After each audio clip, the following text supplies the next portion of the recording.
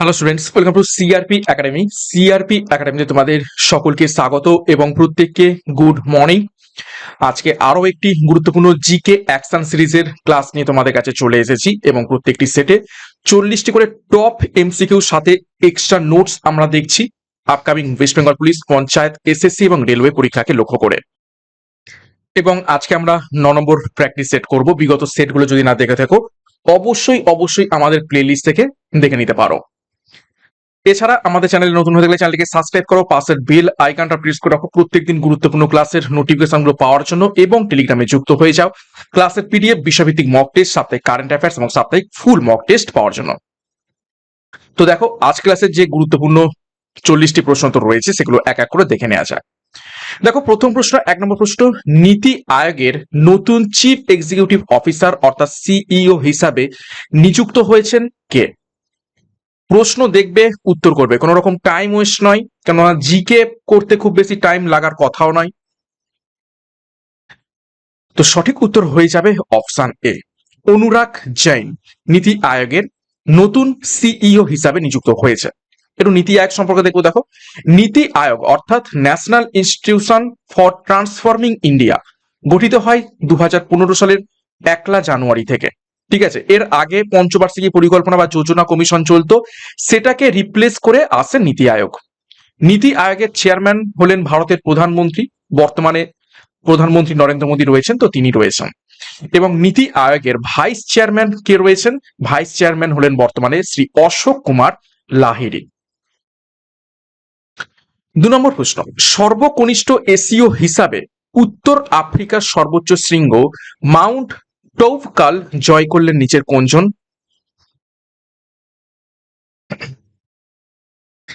সর্বকনিষ্ঠ এশীয় হিসাবে উত্তর আফ্রিকার সর্বোচ্চ শৃঙ্গ মাউন্ট টৌফকাল জয় করলেন নিচের কোনজন? সঠিক উত্তর হয়ে যাবে অপশন এ, ইয়া ক্রিস। কত বছর বয়সে? 8 বছর বয়সে। আর যদি বলা হয় আফ্রিকার অর্থাৎ সমগ্র আফ্রিকার সর্বোচ্চ শৃঙ্গ, উত্তর কি হয়ে যাবে? উত্তর হয়ে যাবে, তোমরা সকলেই জানো, মাউন্ট কিলিমাঞ্জারো। ঠিক আছে, মাউন্ট কিলিমাঞ্জারো। 3 নম্বর প্রশ্ন, কমনওয়েলথ গেমস 2026-এ ভারত মোট কতগুলি পদক জিতেছে?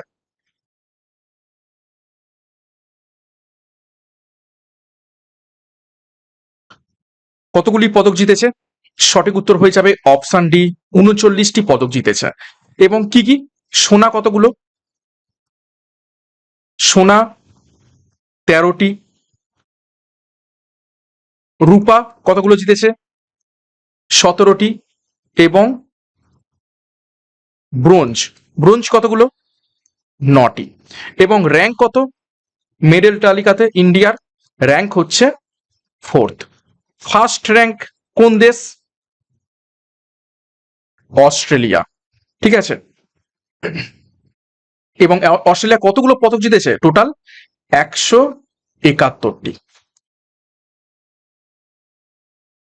নেক্সট দেখো, 4 নম্বর প্রশ্ন, ভারতের জাতীয় নিরাপত্তায় ব্যতিক্রমী অবদানের জন্য লোকমান্য তিলক ন্যাশনাল অ্যাওয়ার্ড 2026-এ ভূষিত হলেন কে?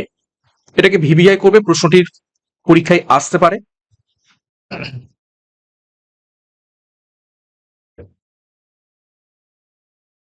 সঠিক উত্তর হয়ে যাবে option A, Ajit Doval. Next গুরুত্বপূর্ণ ঘোষণা, পঞ্চায়েত পরীক্ষাকে লক্ষ্য করে পঞ্চায়েত ফাউন্ডেশন ব্যাচ লঞ্চ করা হয়েছে। সামনেই আসতে চলেছে হিউজ সংখ্যক বিজ্ঞপ্তি সহ একটি রিক্রুটমেন্টের নোটিফিকেশন। তো পরীক্ষার সিলেবাস এবং এক্সাম প্যাটার্ন অনুযায়ী প্রত্যেকটি বিষয় তোমরা অধ্যায় ভিত্তিক সম্পূর্ণ ডেসক্রিপটিভ প্যাটার্নের থিওরির মাধ্যমে ক্লাস হবে। থিওরি কমপ্লিট হয়ে গেলেই তার উপর থেকে mock test, PDF, study material এবং নোটস। তো যোগাযোগ করো 9647553612 নাম্বারে। এছাড়া আপকামিং পুলিশ পরীক্ষার জন্য মিশন খাকি পুলিশ ব্যাচও লঞ্চ করা হয়েছে, অ্যাডমিশন চলছে। এখানেও পরীক্ষার সিলেবাস এবং এক্সাম প্যাটার্ন অনুযায়ী প্রত্যেকটি বিষয়, প্রত্যেকটা অধ্যায় ধরে ধরে অধ্যায় ভিত্তিক ডেসক্রিপটিভ প্যাটার্নের থিওরির মাধ্যমে ক্লাস পাবে। থিওরি কমপ্লিট হয়ে গেলেই mock test, PDF, study material এবং নোটস। তো আমাদের সাথে যোগাযোগ করো, বিস্তারিত ডেসক্রিপশন বক্সে পেয়ে যাবে। পরীক্ষার সেরা প্রস্তুতি, সঠিক গাইডেন্স এবং স্টাডি মেটেরিয়াল নেওয়ার জন্য এখনই যুক্ত হয়ে যাও। নেক্সট আবার 5 নম্বর প্রশ্ন, ক্রিপস মিশন যখন ভারতে এসেছিল তখন ভারতের ভাইসরয় কে ছিলেন? ক্রিপস মিশন ভারতে আসে কত সালে? 1942 সালে। তো তখন ভারতের ভাইসরয় কে ছিলেন? সঠিক উত্তর হয়ে যাবে অপশন সি, লর্ড লিনলিথগো। একটু ডিটেলসে দেখো। 1942 সালের মার্চ মাসে স্ট্র্যাফোর্ড ক্রিপসের নেতৃত্বে ক্রিপস মিশন ভারতে আসে। ক্রিপস মিশনের প্রস্তাবকে Mahatma Gandhi post dated cheque on crashing bank বলে তিনি ঠাট্টা করেছিলেন বা সমালোচনা করেছিলেন। এটাও কিন্তু খুবই গুরুত্বপূর্ণ, পরীক্ষা এসে থাকে। লর্ড লিনলিথগোর আমলেই 1942 সালের 8ই আগস্ট ভারত ছাড়ো আন্দোলন বা কোয়াইট ইন্ডিয়া মুভমেন্ট শুরু হয়েছিল। তারপর দেখো, লর্ড ওয়াভেলের আমলে 1946 সালে ক্যাবিনেট মিশন ভারতে আসে। 6 নম্বর প্রশ্ন, বিশ্ব স্বাস্থ্য সংস্থা বা WHO নির্দেশিকা অনুযায়ী পানীয় জলে আর্সেনিকের নিরাপদ মাত্রা হলো নিচের কোনটি?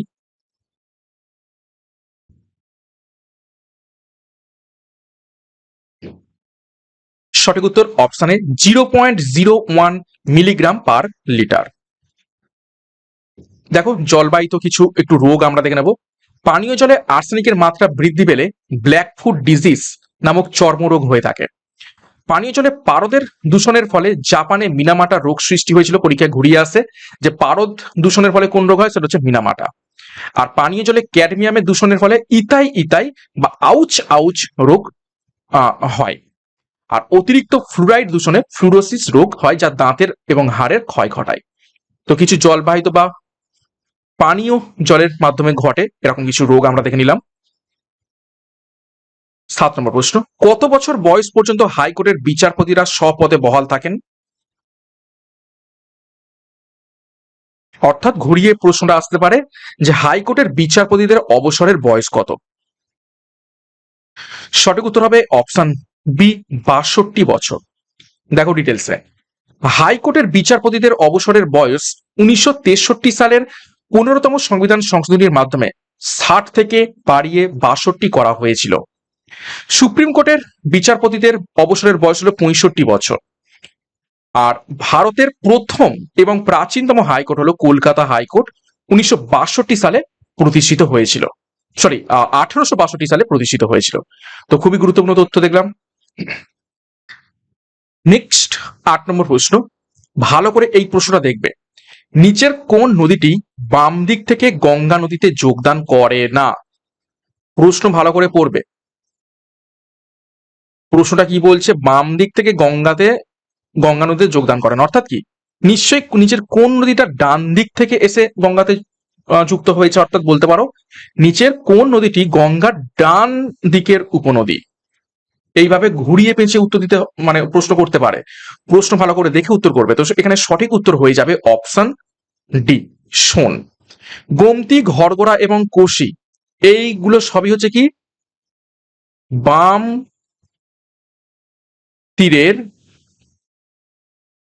তীরের কি উপনদী। ওকে, আর সোন হচ্ছে কি ডান তীরের। দেখো ডিটেলসে, সোন এবং যমুনা এগুলো হলো গঙ্গার ডান তীরের উপনদী, অর্থাৎ দক্ষিণ দিক থেকে এরা এসে গঙ্গায় মিশেছে। আর গঙ্গার বাম তীরের উপনদী হলো গোমতী, ঘরঘরা অপর হচ্ছে গন্ডক, কোশি এবং রামগঙ্গা। আচ্ছা, যমুনা নদী হলো গঙ্গার দীর্ঘতম এবং বৃহত্তম উপনদী, যা প্রয়াগরাজে এলাহাবাদে, যেটি বর্তমান প্রয়াগরাজ, আগে এলাহাবাদ নাম ছিল, সেখানে গঙ্গার সাথে এসে মিশেছে। আর কোশি নদীকে কি বলা থাকে? বিহারের দুঃখ, সরোয়া বিহার। 9 নম্বর প্রশ্ন, জাতীয় কংগ্রেসের জনক কাকে বলা হয়ে থাকে? Father of INC, Indian national Congress.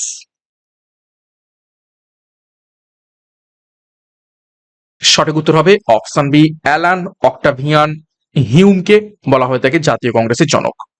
দেখো ডিটেলসে, 1885 সালের 28শে ডিসেম্বর অ্যালান অক্টাভিয়ান হিউমের উদ্যোগে বোম্বাইতে গোকুলদাস তেজপাল সংস্কৃত কলেজে জাতীয় কংগ্রেস প্রতিষ্ঠিত হয় এবং কংগ্রেসের প্রথম সভাতে শপথ নিয়েছিলেন উমেশ চন্দ্র বন্দ্যোপাধ্যায়। প্রথম অধিবেশনে টোটাল 72 জন প্রতিনিধি যোগদান করেছিলেন এবং কংগ্রেস প্রতিষ্ঠার সময় তৎকালীন ভারতের ভাইসরয় কে ছিলেন? Lord Dufferin. অর্থাৎ এই 1885 সালে কে ভাইসরয় ছিলেন? Lord Dufferin. 10 নম্বর প্রশ্ন, কবাডি খেলায় প্রতি দলে কয়জন করে খেলোয়াড় থাকে? প্রশ্ন দেখবে, উত্তর করবে। সঠিক উত্তর অপশন বি, মিলিয়ে নাও, 7 জন করে। দেখো, ভলিবল খেলায় প্রতি দলে 6 জন করে খেলোয়াড় থাকে, বাস্কেটবল খেলায় প্রতি দলে 5 জন করে খেলোয়াড় থাকে, পোলো খেলায় 4 জন করে, আর বেসবলে 9 জন করে খেলোয়াড় থাকে। 11 নম্বর প্রশ্ন, এস বালাচন্দ্র কোন বাদ্যযন্ত্রের সাথে জড়িত?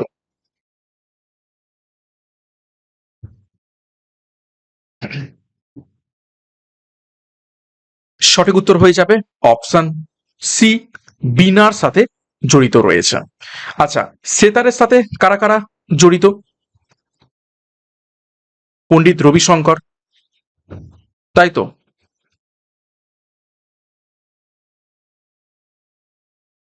আর কে?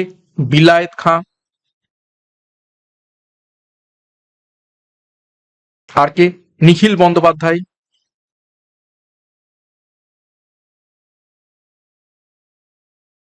সন্তুরের সাথে কারা কারা যুক্ত রয়েছেন? সন্তুরের সাথে শিবকুমার শর্মা, বিখ্যাত।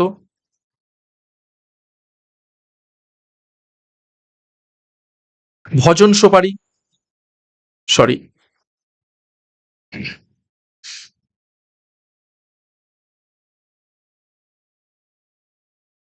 ওকে।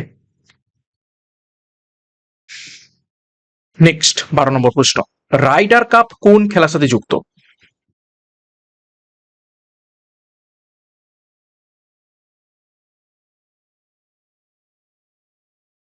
সঠিক উত্তর হয়ে যাবে, দেখো, অপশন বি, গল্ফ। ঠিক আছে, গল্ফের সাথে অন্যান্য কাপ কি রয়েছে? ওয়াকার কাপ, আর অগাস্টা বা আগস্টা, মাস্টার্স কাপ, এগুলো হচ্ছে কি গল্ফ খেলার সাথে যুক্ত রয়েছে। নেক্সট দেখো 13 নম্বর প্রশ্ন, অস্ট্রেলিয়ার রাজধানী হলো নিচের কোনটি?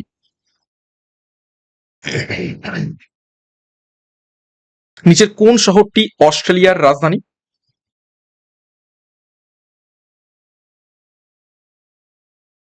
সঠিক উত্তর এখান থেকে হয়ে যাবে, দেখো, অপশন ডি, ক্যানবেরা। ক্যানবেরা হচ্ছে অস্ট্রেলিয়ার রাজধানী। আচ্ছা, ব্রিজ টাউন, ব্রিজ টাউন হচ্ছে তোমার বারবাডোসের রাজধানী। ঠিক আছে, আর নাসাউ, নাসাউ হচ্ছে বাহামাস। ওকে। আচ্ছা, এখানে দেয়া রয়েছে, দেখো, নিউজিল্যান্ডের রাজধানী ওয়েলিংটন, কানাডার রাজধানী হচ্ছে অটোয়া, বাহামাসের রাজধানী হচ্ছে নাসাউ, আর বারবাডোসের রাজধানী হচ্ছে ব্রিজ টাউন। আর সিডনি হচ্ছে অস্ট্রেলিয়ারই অন্য একটি শহর। 14 নম্বর প্রশ্ন, নিম্নলিখিত কোন পদার্থটি জলের সাথে মেশালে তাপ উৎপন্ন করবে?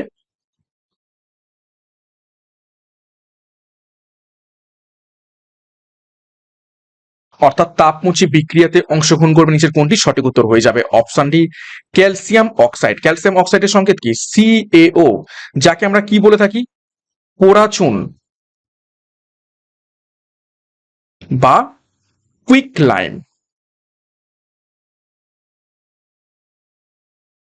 ওকে।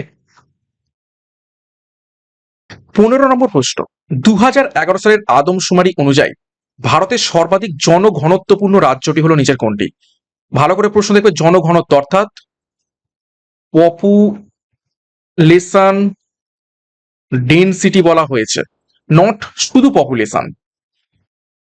সর্বাধিক জনসংখ্যা আলাদা, জনঘনত্ব আলাদা। যখন বলবে জনঘনত্ব, তখন সঠিক উত্তর কি হয়ে যাবে? সঠিক উত্তর হয়ে যাবে অপশন বি, বিহার। দেখো, 2011 সালের সেন্সাস অনুযায়ী বিহারের জনঘনত্ব সর্বাধিক। প্রতি বর্গ কিলোমিটারে কতজন রয়েছে? 1106 জন।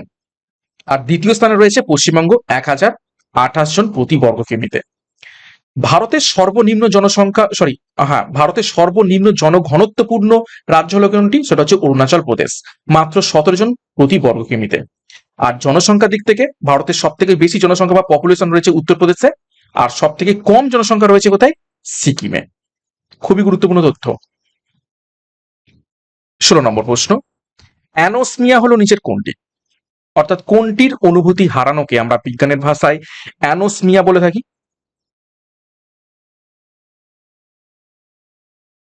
সঠিক উত্তর হয়ে যাবে অপশন বি, গন্ধের অনুভূতি হারানো। এটা আমাদের প্রায় সকলেরই হয়েছে। কখন? কোভিডের সময়। কোভিডের সময় গন্ধ আমরা হারিয়ে ফেলেছিলাম। তো কোভিডের সময় প্রত্যেকেই আমরা এই অ্যানোসমিয়ার শিকার হয়েছিলাম। ওকে। 17 নম্বর প্রশ্ন, ভাষাগত ভিত্তিতে রাজ্যের পুনর্গঠনের দাবিগুলি অধ্যয়ন করার জন্য 1948 সালে ভারত সরকার একটি কমিটি গঠন করেছিল। কমিটির নেতৃত্ব দিয়েছিলেন কে?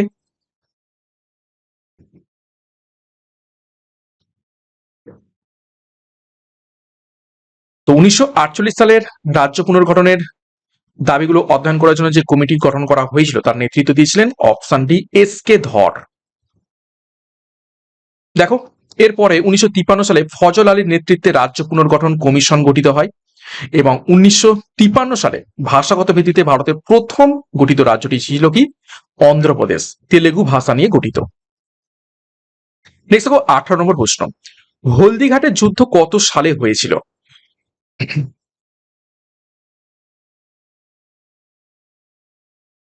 সঠিক উত্তর অপশন বি, 1576 সালে। দেখো ডিটেলসে, 1576 সালের 18 জুন মেবারের রানা প্রতাপ সিংহ এবং মুঘল সম্রাট আকবরের সেনাপতি মান সিং এর মধ্যে ঐতিহাসিক হলদিঘাটের যুদ্ধ হয়েছিল। তাও দেখো 1526 সালে পানিপথের প্রথম যুদ্ধ হয় বাবর এবং ইব্রাহিম লোদির মধ্যে। 1556 সালে পানিপথের দ্বিতীয় যুদ্ধ হয় আকবর এবং হিমুর মধ্যে। আর 1764 সালে বক্সারের যুদ্ধ সংঘটিত হয়েছিল, যা ভারতে ব্রিটিশ আধিপত্য সুদৃঢ় করেছিল। 19 নম্বর প্রশ্ন, জাহাজ জলে ভেসে থাকে নিচের কোন নীতির উপর ভিত্তি করে?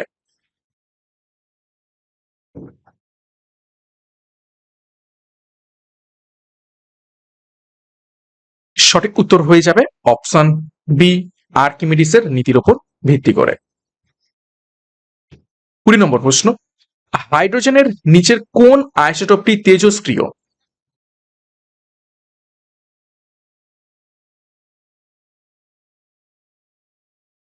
সঠিক উত্তর হয়ে যাবে অপশন সি, ট্রিটিয়াম। ওকে, ট্রিটিয়াম হচ্ছে কি, এখানে দুটো 1H3, এখানে হচ্ছে নিউট্রন সংখ্যা 2 আর প্রোটন সংখ্যা 1। যখনই N/P রেশিও, ঠিক আছে, তোমার গ্রেটার দ্যান 1 হয়ে যাবে, ঠিক আছে, N/P রেশিও যখন গ্রেটার দ্যান 1 হয়ে যাবে, তখনই কিন্তু যে কোনো মৌল কি হয়ে যাবে? তেজস্ক্রিয় হয়ে যাবে। অর্থাৎ নিউট্রন সংখ্যা প্রোটনের থেকে যদি বেশি হয়ে যায়, তখনই কি হয়ে যাবে? তেজস্ক্রিয় পদার্থ হয়ে যাবে। 21 নম্বর প্রশ্ন, নিচের কোনটি মানবদেহের বিভিন্ন অংশে অক্সিজেন বহন করে?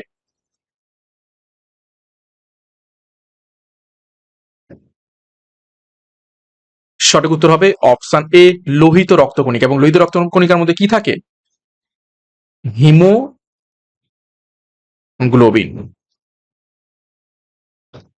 22 নম্বর প্রশ্ন, সমুদ্র জলতলের সাপেক্ষে ভূমির সম উচ্চতার সাধারণ তল গঠনের প্রক্রিয়াকে কি বলে?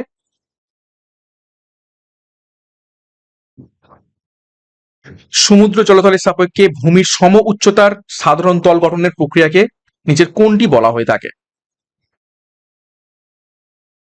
সঠিক উত্তর হয়ে যাবে অপশন ডি, পর্যায়ন বলা হয়ে থাকে, অর্থাৎ গ্রেডেশন।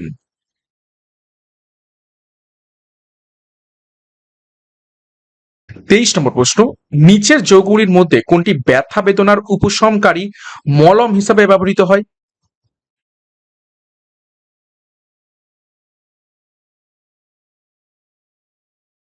তো ব্যথা বেদনার মলম হিসেবে ব্যবহৃত হয়ে থাকে অপশন বি, মিথাইল স্যালিসাইলেট। দেখো, মিথাইল স্যালিসাইলেটকে অয়েল অফ উইন্টার গ্রিন বলা হয়ে থাকে, যা ব্যথানাশক মলম বা বাম হিসাবে যেমন আয়োডেক্স বা মুভ তৈরিতে ব্যবহৃত হয়। ফর্মালডিহাইড বা ফর্মালিন মৃত প্রাণীদেহ সংরক্ষণে ব্যবহৃত হয়। এবং দেখো, বেনজোইক অ্যাসিড সেটি খাবার সংরক্ষণে বা ফুড প্রিজারভেটিভ হিসাবে ব্যবহৃত হয়ে থাকে। 24 নম্বর প্রশ্ন, ব্রিটিশ শাসনের সময় কলকাতা থেকে দিল্লিতে রাজধানী স্থানান্তরিত করার ঘোষণা পঞ্চম কিং জর্জ কবে করেছিল? ঘুরিয়ে প্রশ্ন আসতে পারে, কোন বছর কলকাতা থেকে দিল্লিতে রাজধানী স্থানান্তর করা হয়? সঠিক উত্তর হবে অপশন বি, 1911 সালে। 25 নম্বর প্রশ্ন, কাকুরঘাটি জাতীয় উদ্যান কোন রাজ্যে অবস্থিত? ঘাটি বা অনেক সময় কি বলা থাকে, কাঙের ঘাটি। ঠিক আছে, কাঙ্গের ঘাটি।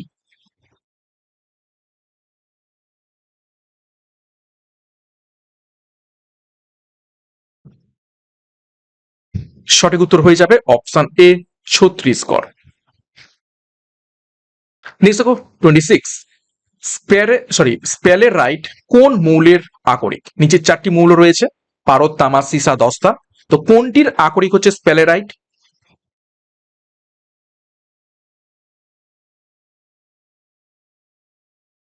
সঠিক উত্তর হয়ে যাবে অপশন ডি, দস্তা, অর্থাৎ জিঙ্ক। ওকে, পারদের আকরিক কি?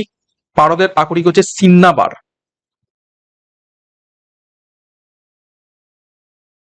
তামার আকরিক কি? কপার পাইরাইটিস বা কিউপ্রাইট বা কপার পাইরাইটিস। আর সিসার হচ্ছে গ্যালেনা। ওকে, আচ্ছা, পাশে লেখাও রয়েছে, দেখে নিতে পারো। 27, নিম্নলিখিতগুলির মধ্যে কোনটি বংশগত রোগ নয়?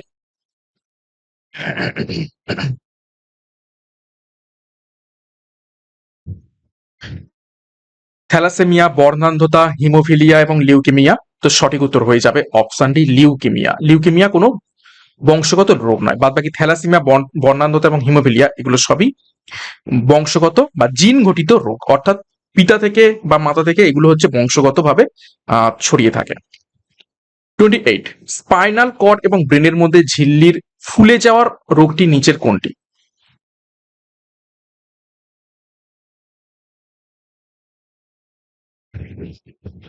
স্পাইনাল কর্ড এবং ব্রেনের মধ্যে ঝিল্লির ফুলে যাওয়ার রোগটি অপশন ডি, সঠিক উত্তর হয়ে যাবে মেনিনজাইটিস।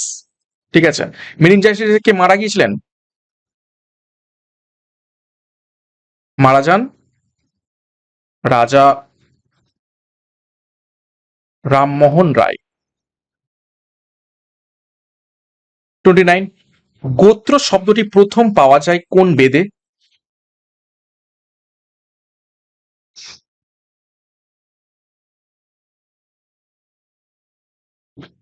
সঠিক উত্তর হয়ে যাবে অপশন এ, ঋগ্বেদে। ঋগ্বেদে কতগুলি মন্ডল রয়েছে? 10টি মন্ডল এবং 1028টি কি রয়েছে, সূক্ত বা মন্ত্র। ওকে, 30 নম্বর প্রশ্ন, কার্নোটাইট কার একটি গুরুত্বপূর্ণ আকরিক?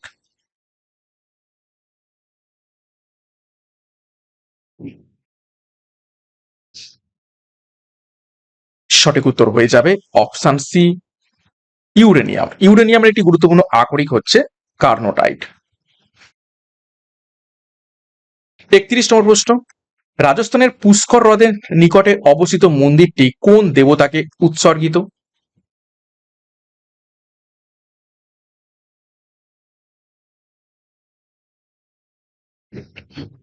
সঠিক উত্তর হয়ে যাবে অপশন ডি, প্রজাপতি ব্রহ্মা। দেখো, ব্রহ্মার মন্দির কিন্তু পৃথিবীতে সেরকম বললে নেই, ব্রহ্মার পুজো অ্যাকচুয়ালি হয় না সেরকম ভাবে, সমস্ত দেবতার পুজো অর্চনা হলেও কিন্তু এই রাজস্থানের পুষ্কর হ্রদের নিকটে ব্রহ্মাদেবের একটি মূর্তি রয়েছে, সরি মন্দির রয়েছে।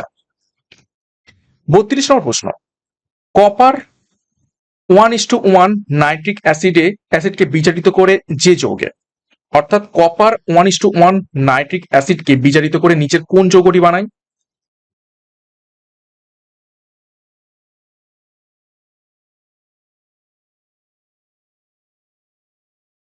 তো সঠিক উত্তর হয়ে যাবে অপশন এ, এনো। ওকে, এটাকে কি বলা থাকে, নাইট্রিক অক্সাইড।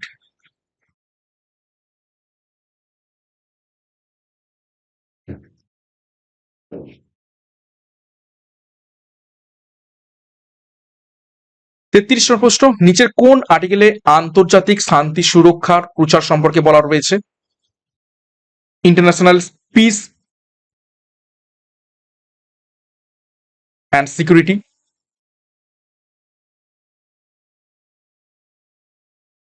সঠিক উত্তর হয়ে যাবে অপশন ডি, আর্টিকেল 51-এ বলা রয়েছে। 34 নম্বর প্রশ্ন, ভারতের কোন রাজ্য the land of dawnlit mountains নামে পরিচিত রয়েছে?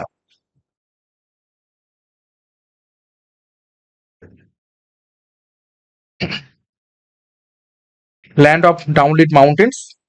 সঠিক উত্তর হয়ে যাবে অপশন বি, অরুণাচল প্রদেশ। 35, কালীঘাটের কালী মন্দির কে প্রতিষ্ঠা করেন?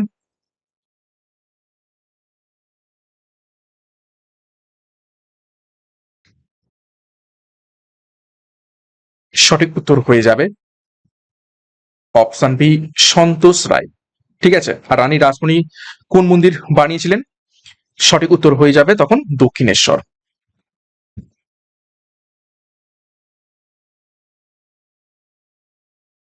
ওকে, কত সালে? 1855 সালে। আর কালীঘাটের মন্দির 1809 সালে। 36 নম্বর প্রশ্ন, মানুষের ব্রেনের ওজন প্রায় কত?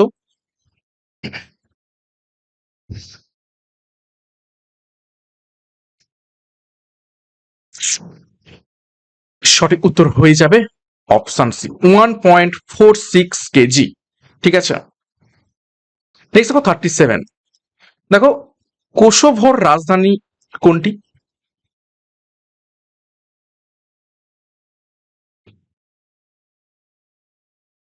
তো কোসোভোর রাজধানী হয়ে যাবে অপশন সি, প্রিস্টিনা। ওকে, আর এখান থেকে দেখো, সোফিয়া, সোফিয়া হচ্ছে বুলগেরিয়া রাজধানী। কায়রো সকলে জানো মিশর। আর আদ্দিস আবাবা এটা হচ্ছে ইথিওপিয়া।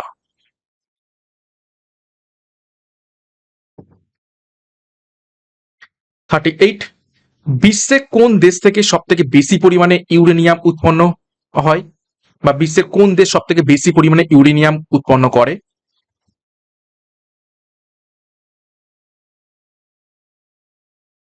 সঠিক উত্তর হবে অপশন ডি, কাজাকস্তান। 39, মুঘল যুগের সরকারি ভাষা কি ছিল? বেশ কয়েকবার পরীক্ষাতে এসেছে, ভিভিআই করবে। সঠিক উত্তর হয়ে যাবে অপশন ডি, ফার্সি। ঠিক আছে, ফার্সি বা পার্সি বলা হয় তাকে, পার্সি। 40 নম্বর প্রশ্ন এবং আজকের ক্লাসের শেষ প্রশ্ন, গাজর কোন ভিটামিনের একটি উৎকৃষ্ট উৎস?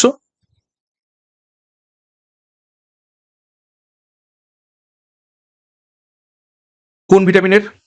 সঠিক উত্তর হয়ে যাবে অপশন এ, ভিটামিন এ। এর রাসায়নিক নাম কি?